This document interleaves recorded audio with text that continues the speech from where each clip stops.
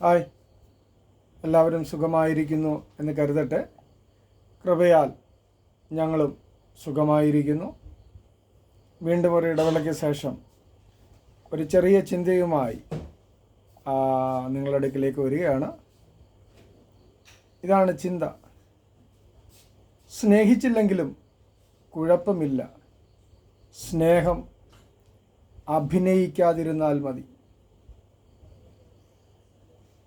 ഈ കാലഘട്ടത്തിൽ നാം ഏറ്റവും കൂടുതൽ കാണുകയും കേൾക്കുകയും ചെയ്യുന്ന ഒരു കാര്യമാണ്. വിശുദ്ധ ബൈബിളിൽ ഇങ്ങനെ പറഞ്ഞിട്ടുണ്ട്: മനുഷ്യർ സ്വസ്നേഹികളായി തീർന്നിരിക്കുന്നു എന്ന്. നോക്കുക, ഈ ലോകത്ത് വ്യക്തികൾ തങ്ങളുടെ കാര്യങ്ങൾ സാധിച്ചെടുക്കുന്നതിനു വേണ്ടി മാത്രം സ്നേഹിക്കുകയും അല്ലെങ്കിൽ സ്നേഹിക്കുന്നു എന്ന് പ്രകടിപ്പിക്കുകയും സ്വന്തം കാര്യം സാധിച്ചു കഴിയുമ്പോൾ ഒരിക്കലും കണ്ടിട്ടില്ല എന്ന നിലയിൽ മുൻപോട്ട് പോകുന്ന ഒരു കൂട്ടം ജനത്തെ നമുക്ക് കാണുവാനായി കഴിയും.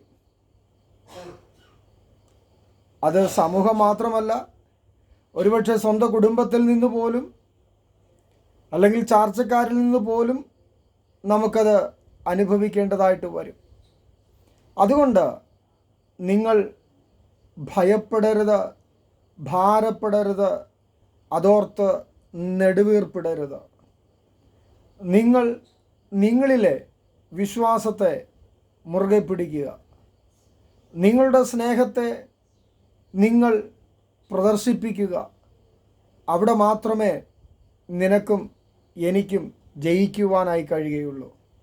അതുകൊണ്ട് ഈ ലോകത്തിൻ്റെ വഞ്ചിക്കപ്പെടുന്ന സ്നേഹത്തിന് പിന്നാലെ, അല്ലെങ്കിൽ കരിവേപ്പില പോലെ വലിച്ചെറിയുന്ന സ്നേഹത്തിന് പിന്നാലെ പോകാതെ യഥാർത്ഥമായി സ്നേഹിക്കുന്നവരെ കണ്ടെത്തി അവരുടെ പിന്നാലെ നാം ഒരുമിച്ച് യാത്ര ചെയ്യുന്നു എങ്കിൽ നമുക്കൊരു വിജയം കാണുവാൻ കഴിയും. അതുകൊണ്ട് എന്നെ കേൾക്കുന്ന സ്നേഹിതരെ, സ്നേഹം അഭിനയിക്കരുത്.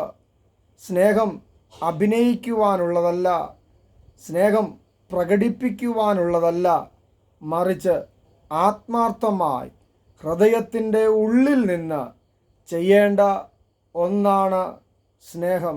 അതിന് മാത്രമേ വിലയുള്ളൂ, ആ സ്നേഹത്തിന് മാത്രമേ കരുതലുള്ളൂ, ആ സ്നേഹത്തിന് മാത്രമേ പൊറുക്കുവാൻ കഴിയുകയുള്ളൂ. അതുകൊണ്ട് ഹൃദയത്തിൻ്റെ ഉള്ളിൽ നിന്ന് പുറപ്പെടുന്ന സ്നേഹത്തിന് ഉടമകളായി, ആ നിലയിൽ സ്നേഹിക്കുന്നവരായി തീരട്ടെ എന്ന് ആത്മാർത്ഥമായി ആശംസിക്കുന്നു, ആഗ്രഹിക്കുന്നു, പ്രാർത്ഥിക്കുന്നു.